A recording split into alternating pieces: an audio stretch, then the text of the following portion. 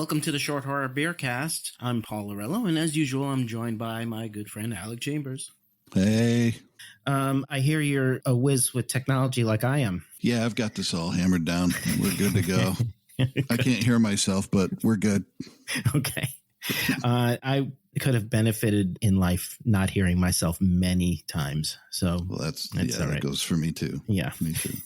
Are you like me where you spend many of your waking hours thinking I shouldn't have said that? Some of them, yeah. Some of them. Whenever we leave a party, I swear to God, the first thing I say when we get into the car is, did I say anything stupid? Because I just don't know sometimes. Thankfully, she's very honest. Yeah, you did, but that's all right. Yeah, Nobody but no one heard it. You're okay. You're right. Exactly. So, all right, today we're going to cover a great story called Smoke Ghost by Fritz Leiber Jr., a terrific story from 1941.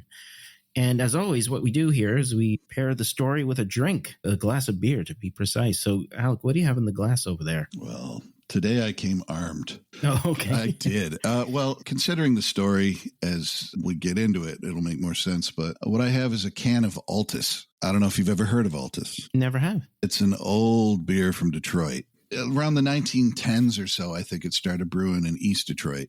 And it was brewed for, at that time, Detroit was like a huge booming economy. The car scene began and everybody was working in the factories and in the plants and the mills and everything else. And when they were done, they wanted a beer. They didn't want to know what notes they could taste and all that sort of thing. They wanted to get a little buzz on after work and calm down because that was hard work. Exactly. Very hard work. Exactly. Yes. So it was this great lager that they could go and get for super cheap, and it was designed for the working man. Nice. I think they called it the beer that bewitches, which I thought was great. That's great. You know, around that time, Detroit was very much a lot of soot, a lot of dirt, a lot of stacks, a lot of things that will make sense in the story. Sure. And it's a working man's beer. It's an industrial age beer that has been around forever. It was in my fridge when I was a kid. My dad drank it. When I saw the can, I laughed out loud. I said, I can't believe this is here for this story. Just this thing popped up because I haven't seen it for years. I think it went away for a while and I think they brought it back because on the can, it actually now says a Detroit tradition restored. All right. Interesting. Yeah. So it's been like 100 years of brewing in Detroit with this Altus. It's that's amazing. Pretty standard lager, you know, thin lager, but it does the job. Of course. And it does the job today. Yeah. Yeah, and I like your logic with the pairing. Yeah. Because I went very literal, and I got a smoked beer. Okay? Yeah, nice. It's all right. I'm going to mangle this because I don't speak German very well, or at all, I should say. Okay. My dad spoke a little bit of it, and I know a little bit of the pronunciation, but I had to look this up. This is called Echt Schlenkerla, a Rauchbier, smoked malt. I don't know what they smoke it with. I think they smoke it with peat, I think, like a scotch. Mm-hmm. I hear if you roll it too tight, it doesn't stay lit. Sorry. I like it. I like it. I actually wrote that joke down. That's a good one. Well, now that we got the beers, let's say cheers. Cheers to you. Cheers, buddy. Cheers to all. Cheers. Let's talk about Smoke Ghost. It was published in 1941 in Unknown Worlds magazine, which was a fantasy magazine. It was sort of elevated pulp. That was due to the influence of its editor, the great John W. Campbell. He was great in certain ways and not so great in other ways. If you want to do a deep dive on John Campbell, we could do a whole episode on this guy. Pretty much changed the direction of the genre fiction that was being published in those days. Everybody that we love was under his influence or came out as a result of his influence because of writers that he was publishing. It was pretty amazing. Cool. But he was a very strange dude. Had some unsavory opinions here and there, but this isn't about John Campbell. This is about Fritz Leiber. Yeah. So let's talk about Fritz Leiber for a second. He was known as Fritz Leiber Jr. because his dad was an actor. I had no idea about this. His dad has a pretty impressive list of credits on IMDb. Fritz Leiber was born on Christmas Eve in 1910, which makes him about 30 years old when he wrote this story. Published his first story when he was 23. So he was, on his way with his career, and it was pretty early in his career when you consider the fact that his career spanned about 58 years. Very impressive. Writing short stories, novels, novellas, plays, essays, everything you can name.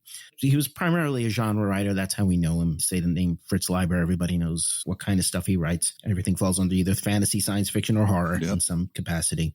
And as we'll see, Leiber's prose is full of this beautiful phraseology. I mean, there's some great lines in this story.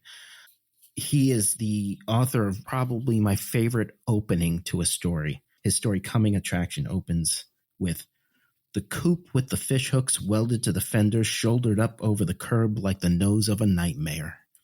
Ooh, that is good. All right. So he was great with hooks. So we got our beers, and we can imagine that our protagonist is probably going to want one soon. So, so let's get into it.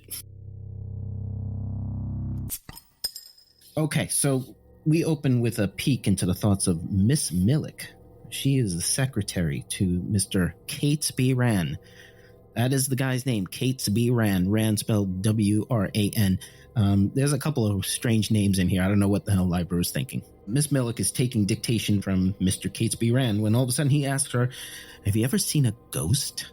She answers that, "Well, yeah, I was afraid of them when I was a kid." And he says, No. I don't mean ghosts with sheets and stuff. I mean, a real ghost. He says a ghost from today with the soot of the factories in its face and the pounding of machinery in its soul. It's a real ghost, not something out of books. So we get a peek into her thoughts. She's a little bit simple-minded. We wonder if Fritz Leiber being a little sexist. Who knows? Maybe. I mean, it was 1941. Her thought response to this whole thing is interesting. She's thinking she normally has fantasies about Mr. Rand. She has fantasies about a lot of these men in her life. Mm-hmm. And this kind of question is the kind of question that would jar her out of these fantasies. Yeah. Which I think is an interesting little observation about human behavior. All you want to do is just kind of maybe stare at this guy dreamily, and he busts out this bizarre question about, have you ever seen a ghost?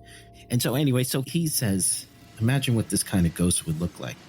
A smoky composite face with the hungry anxiety of the unemployed, the neurotic restlessness of the person without purpose, the jerky tension of the high-pressure metropolitan worker, the sullen resentment of the striker, the callous viciousness of the strike breaker, the aggressive whine of the panhandler, the inhibited terror of the bombed civilian, and 1,000 other twisted emotional patterns, each one overlying and yet blending with the other, like a pile of semi-transparent masks. Beautiful. Yeah, it's really, wow. It's great. So anyway, so she thinks he might be a little nuts, but anyway, he presses on with this description of this ghost. He's kind of getting a little anxious, and he says this thing would grow out of the real world. It would grow out of the physical world and be made up of all these horrible things. This is the time of fascism and industrial pollution and war. Oh, it's one of my favorite lines. He says, it wouldn't make a sound. It would just mutter unintelligibly and twitch at your sleeve like a sick, surly ape. Yeah. It's in the great line. Like I said, you can't do the story justice without reading the entire thing. Because it's there's so many great lines and descriptions. It's true. And stuff. It's true. I have to break it for a second and say that, yeah, we get into spoilers. We're talking about the story and everything, but I'm a big proponent of you don't have to not know the ending of a story to enjoy it. I mean, you can know the ending to this. I revisited this story. I read it a long time ago and I knew the ending, but revisited it, and you don't need to. It's okay to know the ending. Yeah. Spoilers are a construct. Yeah, we're in here for the craft. Absolutely. Yeah. And so you should definitely read the story if you're enticed by anything we're talking about here. Just get immersed in his language, and he's wonderful. It is great. What would such a thing want from you? Worship? Sacrifice? Or would it just want fear? We're laying the groundwork here for what was to come later on in horror. The fact that monsters just want to scare you just to scare you. They're just dicks. They're just a bunch of dicks. They're just a bunch of dicks. He says this sort of creature could influence your actions, make you do things or not do them. He says it might even be able to get a hold of suitably vacuous minds. Okay, which is an ominous thing to say. That drooling idiot by your side may be ripe for takeover. Yeah, an empty shell to climb in. Yes. So Miss Millick is getting suitably freaked out. She says, "Oh, Mr. Rand, you know there are such things as ghosts, you silly man." And he snaps out of it. He says, "Oh, yeah. Well, of course, modern science just proves it and all." But by this point, she notices that he's sort of staring past her. She's getting a little uncomfortable. She's running her hands along the top of the desk in a kind of a little compulsive way. And she says, "Oh, look, there's a smudge on your desk here, Mr. Rand. I'll talk to the cleaning crew about it." And he says, "Never mind. We'll just get back to the dictation." And now, the oddest thing in the world. We get a POV jump. So because this short little opening is all in her point of view. We're seeing everything through her eyes. We're hearing everything through her ears. And we're in her head. And then we jump and we're fully in Mr. Rand's head. All of a sudden, we're in his POV. And we know that because she leaves the room. And now everything is through his eyes and ears. Now, this is the sort of thing that a writing professor would say you should never do. Yeah. Okay. Yeah. Any writing teacher would have taken one look at this from a student. If Leiber handed this in, they would tell Fritz Leiber to rewrite the opening. Mm-hmm. This is Mr. Rand's story, not Miss Millick's story. Write it from his point of view. I've edited things by writers who don't read much, but they have a good Hollywood vocabulary. Mm-hmm. So they very often think in terms of filming a scene, which is not a bad way to write a story, to film everything in your head and just write down what you're seeing. But the drawback of that is that you get a lot of POV jumps sometimes in amateur works because they're not thinking in terms of that. If you're in a story, you sort of have to have the reader surrogate. Yeah.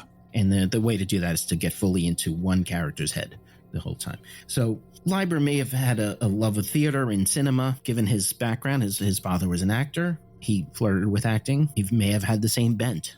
And I have a feeling that he was really pulling a very sly trick, and we're going to get to it later on, the reason why. Cool. I think it's the only way it could have been done. Mm-hmm. So if that's not a suitable enticement, I don't know what is to keep listening. Okay. No, that's great. Okay, so we're now fully in Rand's, W-R-A-N, in Rand's POV, Mr. Rand, mm-hmm. that is. He goes over to the desk and he runs his finger along it, picks up this greasy smudge that she just picked up, and he pulls out a hanky and cleans off his fingers, and he throws it into a drawer with a whole bunch of other hankies, all, as he says, impregnated with soot. So he's getting a little obsessive here, it looks like.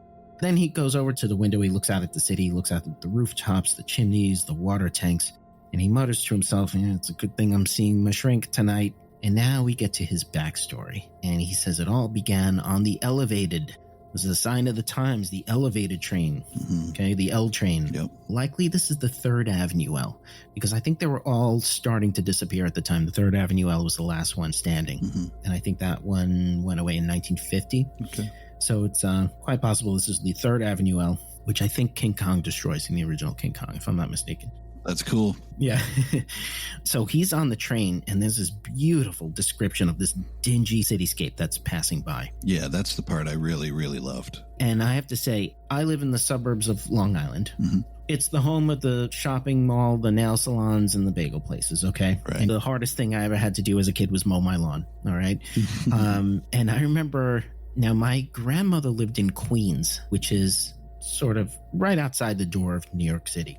We would drive out of this very clean suburb, and the scenery would start to get dirtier and dirtier and more industrial as we were driving. That was just Queens. You go into the city, it gets even worse. I don't mean to disparage anybody who lives there. I might even just cut this out. No, but what's funny about that is like the reverse opening of The Sopranos. Oh, okay. Where he's leaving a bunch of industrial tanks and stuff. Yes. That's right. Puffing that cigar. He's getting into the suburbs, going to his giant home. It's the same thing in reverse in my head. Right. Yeah. Okay. That's great. I didn't even think about that. So Mr. Rand here is staring out at all that stuff, mm-hmm. that very same stuff. Mm-hmm. And he's thinking, it's just representative of the times we're living in. Like I said before, all this war and fascism and pollution and everything, it's just represented right before me in this horrible, dingy cityscape here. Yeah. One night he's staring out at this scene. He sees it every night, by the way. Oh, I forgot. I love this line. He says, the quick daily glance into the half darkness became an integral part of his life. It's just, this, I'm just going to stare at it. Every time I get to this scene, I'm going to take a look at it and just remind myself of what a horrible world we're living in. Yeah. It's a great little insight into Mr. Rand here. So one night, as he's staring out at the scene, he sees what he describes as a shapeless black sack. It's just kind of plopped onto the roof. Doesn't really think that much of it until the next night, when he swears the thing is now one rooftop closer. Okay, on the 3rd night, he sees it leaning up against a wind ventilator. And he says, well, it looks like it was filled with coal dust. How could it have blown over there? Maybe it's just filled with leaves or something, Right. But then he notices a bulge in the form of the thing. It almost looks like some sort of misshapen head. Creepy little thing there. That's a lot. And then the next night, of course, the thing is getting closer. It's on one roof closer. The next evening, he doesn't see anything. He says, all right, maybe it's just my imagination. But the thing is, he's chiding himself for feeling relief. He was getting very upset about this every night, seeing this thing. And when it's not there, he says, thank God I didn't see it. But on the walk home, he's starting to think about it. He's like, is it really gone? Or is it hiding. Mm-hmm. He thinks he might have seen some sort of smudgy trail across the roof, like a slime trail or slug trail or something. Right. He imagines this thing hunched up, just waiting there against one of the parapets. It's a great little thing that your imagination can do. Yeah. Anybody who had an active imagination as a kid, For sure. or in my case as an adult, you know. Yep. I tell you, there's not much that I shouldn't say there's not much that scares me. There's a lot that scares me, but I don't believe in any of the supernatural or anything like that. Mm-hmm. Okay. Mm-hmm. What I am afraid of is going crazy. I have a real fear of hallucination and going crazy. The idea of seeing something that isn't there, something that my brain is cooking up specifically to terrify me, terrifies me. Mm. There's a lot of times where if I'm alone and all the lights are off, I'll start flicking on lights because I need this forewarning. I don't want to see any strange shadows in the dark, you know, anything like that. Because I know if my mind's going to be playing tricks on me, I want it to be in a very lit room. Sure. So I can really be sure. It's a very strange little phobia. I probably just revealed too much. I don't think that's strange at all. I have the same thing. No. I mean, you don't want some creepy, crawly feeling behind you. You don't know what it is. You don't want that. It's probably a jacket hanging on the wall, but you can't tell yet. You got to go look at it. You know, you got to find out, or else you're like, what is that? We have a place up north, and it gets very dark up there at night. There's no ambient light anywhere. And if it's a new moon and it's cloudy out, you cannot see your hand in front of your face, no matter how closely you wave it in front of your eyes. You cannot see it. It's black out there. It's just pitch black. Yeah. So you'd sit out there and there's noises in the woods. A deer's walking around. Some squirrel woke up running through the leaves. You're like, what's that? That's something awful. I know it is. And it's like, no, it isn't. It's a deer. It's a stick fell off a tree. It's nothing. But in your head, it's all manner of scary, crazy shit. You're a humming wire at that point. You hear everything and you feel everything. You're like, I got to get the hell out of here. And you like run out of there. It's crazy. You know it's nothing. Well, as Christopher Hitchens said, our frontal lobes are too small and our adrenaline glands are too big. Yeah. That's the problem. That's right. I wrote down a little Vonnegut quote, Kurt Vonnegut. It's a paraphrase. Mm-hmm. He said, all art is a practical joke because it tricks you into feeling emotions about things that aren't really happening. Great line. That's Vonnegut? Yeah. That's great. Yeah, not awesome? Yeah, that applies here. That's very true. Too. It applies with any well-written horror, for sure. So the next night, Mr. Rand is on the train and forces himself to look out the window. And he thinks he sees a head peering over the parapet, just like he imagined it might be. So he startles and he shuts his eyes. And we get this wonderful, horrible description of him imagining the thing having leapt at the train and pressing its face against the window and pawing at it. That's awesome. Now, what does that remind you of? Lots of things. Classic Twilight Zone? Oh, yeah, the gremlin or whatever with Captain Kirk looking out the window. That's right. With William Shatner going, what? And that crazy... was it a gremlin? Was that supposed to be a gremlin? I think it was supposed to be a gremlin. Yeah. Nightmare at 20,000 Feet by Richard Matheson. Yeah. Richard Matheson was a big fan of Fritz Leiber. Oh, cool. He actually adapted, along with Charles Beaumont, another Twilight Zone writer, adapted one of Leiber's novels into a movie. Mm-hmm. A movie called Burn Witch Burn. Oh. Yeah. Sounds fun. Whenever I come across things like this, I can't help but think, boy, I wonder if Richard Matheson read this as a kid and said, oh, that is so good. You know, and paid homage. You never know. You know, I just, we all do it. So Rand is starting to become obsessed with grime and dirt now. Is it newly accumulated or is he just now more sensitive to it? He's doing our questioning for us here in a way. Instead of us saying, well, is he just going along with this little supernatural fantasy? He's not. He's actually trying to combat it some way. Yeah. Applying a good deal of skepticism here and saying, all right, maybe I'm just getting obsessed. So he finally decides to make an appointment with a shrink. And this takes us exactly where we left off before we got the backstory. He's standing in his office right after Miss Milk leaves, and he's staring out the window at this cityscape. And what does he see? On the shadowed roof across the street and 4 stories below, he saw the thing huddle and roll across the gravel and, after one upward look of recognition, merge into the blackness beneath the water tank. That's excellent. Beautiful. Because it marked him. Right. Yes. That's great. And he's like, I'm probably crazy. As a matter of fact, the diagnosis of psychosis would actually be a relief. And we jump to the psychiatrist's office now. He's in a psychiatrist's office. Dr. Trevor Thick. It's a Dickensian name. He says, from age 3 to 9, I was what you might call a sensory prodigy. He could see through walls, through envelopes. He could play ping pong blindfolded and all that. And he says his mother was interested in psychic phenomena. He was exhibited. And I love that. It's such a simple line, so ominous the way he says it. There's a pause there. He says, I was exhibited. And you just get this picture of his mom just trying to parade him around in front of relatives and so forth. Yeah. Yeah. He says his mother tried to get him to talk to the dead, but he sucked at it. She tried to get him professionally evaluated too, and there he really chewed it. He had a complete block. The doctor said, yeah, he's a fake. When he returned from those tests, his parents got a divorce. Dad got custody of him, and that was it. He pretty much never had those powers again. So he notices the doctor at this point, as he's talking to him, the doctor is looking past him out the window. And he just leaps up. He opens up the window, looks out, and he says, oh, I'm sorry. I thought I saw an outdated term for a black person. It's not a terrible term, but it's a term that we probably, don't really use today, unless you're Spanish. That's the what I call the 1940s alert. You get a 1940s alert in these stories, That's good. It's like when you read Lovecraft, you get a Lovecraft alert. Lovecraft is great. And then, people who never read Lovecraft, I tell them, oh, yeah, you got to start with the rats in the walls. And then I say, oh, no, wait. All right, here's the deal. You're going to come across a couple of things. Just don't worry about it. We're not going to change it, but we're not going to read that out loud either. Point. The doctor says, well, maybe it was a white man in blackface because it was really pitch black, the face. Rand says, well, I don't see anything that other people don't see as well, which is a very ominous line. He's getting like... Yeah, that almost sounded defensive. Like, look, man, I see what you see. Yeah. So he goes to his office instead of going home. And there's a simple reason for this. He says that if he made the doctor see the creature, he's got a wife and kid at home. He's going to make them see this thing too. He goes into his building.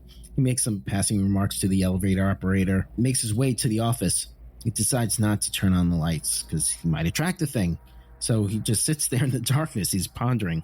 We get his internal monologue here. He's living in a world of confusion, war, division, cruelty, ignorance, and greed. He says in this kind of world, superstition serves as a kind of wisdom. That is really good. It's awesome.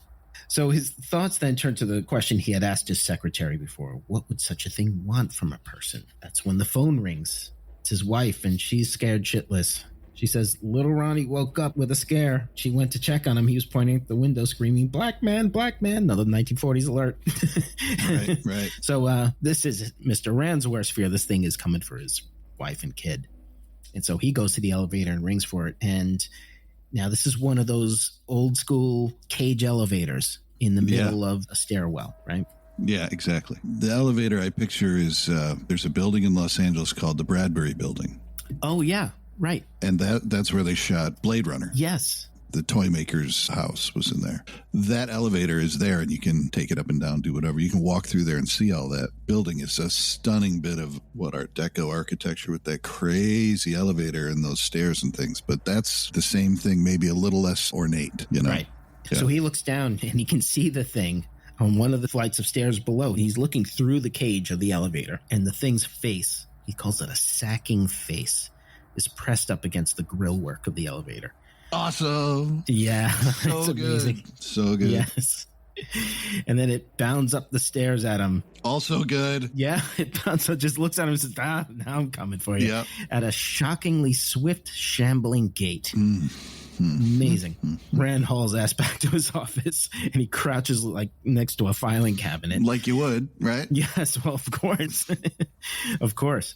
This suspense right here is amazing because he's in the dark. You just can film this whole thing in your head the way he describes this. He's in the dark. He's crouched. He hears the groan of the elevator cage reaching the floor.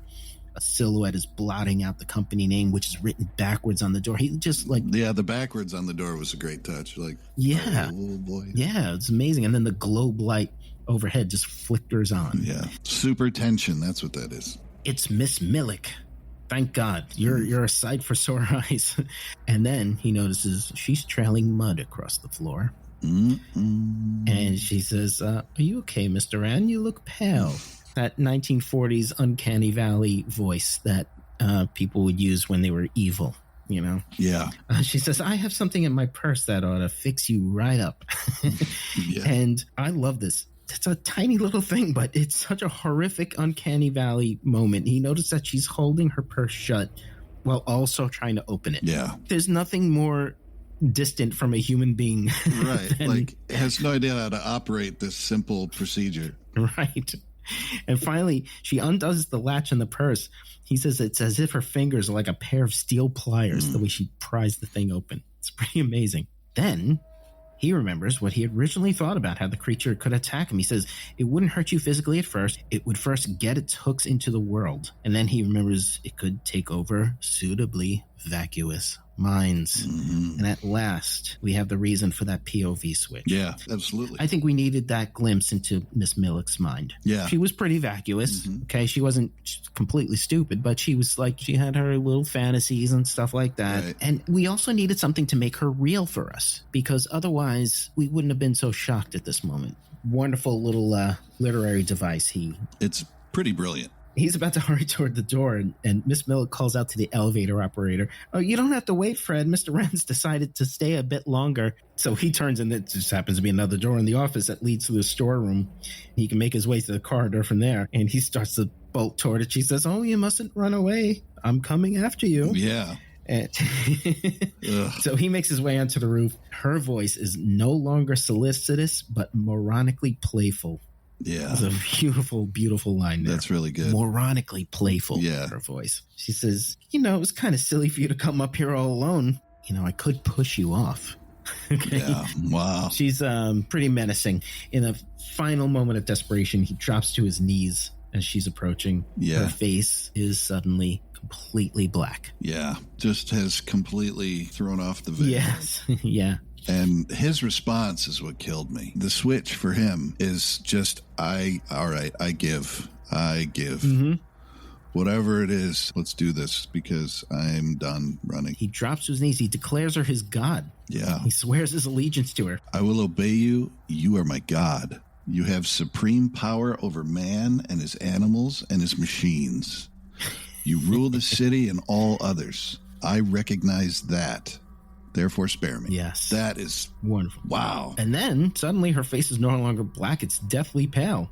And she swoons and he catches her. And she comes to, and again, it's a very cinematic moment. You can just picture a 40s movie, a 1940s movie. Faints, he catches her. What happened? She has no idea what the hell happened or why they're even on the roof. Dazed, she says, "Oh, you have a smudge on your forehead." And she tries to wipe it off like a good 1940s secretary. And that's that. On his ride home on the L, he's realized that he's probably only really satisfied the thing for now. Yeah. And who knows how many others have seen it, that they're just terrified to say anything. Probably land them in the nut house if they say anything about this thing. It's probably relying on that, right? Yeah. That's how it propagates. It's relying on modern skepticism, just like I referenced Dracula in the last episode. I'm going to do it again, and I can't help it. But one of the key things of that book is the fact that Dracula is in the modern age. People are starting to not believe in that stuff anymore. Yeah. And that's how he thrives. That's how he goes under the radar. So he says, once again, mankind has spawned a ghost, and superstition once more rules the world. The train is approaching the spot where he always saw this creature. He looks out. There's nothing out there, nothing out of the ordinary at all. He knows it's only temporary. This thing is going to come back one day. Yeah. And that's how it ends. It's a soft landing, which is strange for this type of story. You'd think there would be some sort of kicker ending. Yeah. You see that in a lot of the pulp stories of the time. This, bang, kicker ending. But no, this is a soft landing, and it just leaves you with this feeling like, oh, geez. Yeah, it's like that term that they're playing the long game. Yes.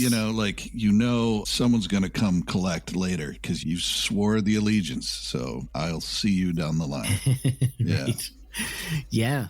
Now, my question to you, being the Lovecraft fan that you are. Yes. Would you call that Lovecraftian when he swears his allegiance like that, where he just turns and looks at it and acknowledges and says, "Yes, I serve you"? Okay. I think we're more in that cosmic horror territory at the end here, where he says that it's just gone for now. Okay. So in a way, you're right, because I guess he just did swear his allegiance to it. But for me personally, the cosmic horror aspect appears in that ending. Yeah. This thing is just gone for now. Yeah. It's going to come back. It's biding its time. And true. Yeah. I guess the only way to do it is to pledge your allegiance to it, satiate it for now. But like you said, the bill's going to come due soon. Yeah. That is a Lovecraftian concept, of course. Leiber was actually somewhat mentored by Lovecraft. He had written to him. They were pen pals for a short time.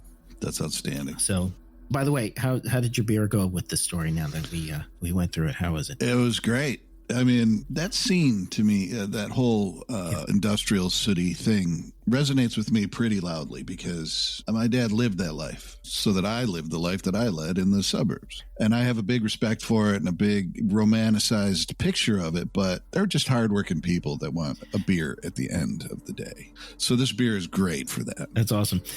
My dad, as a matter of fact, was a beer drinker, and I think he drank Schlitz. Oh, sure. His whole life. Yeah. They're all part and parcel. If you're a blue collar type and you do that sort of work, you buy two things: a lager, and the other thing is it's a cheap lager. Right. Right. They're not out to get a fancy lad beer, as my brother calls them.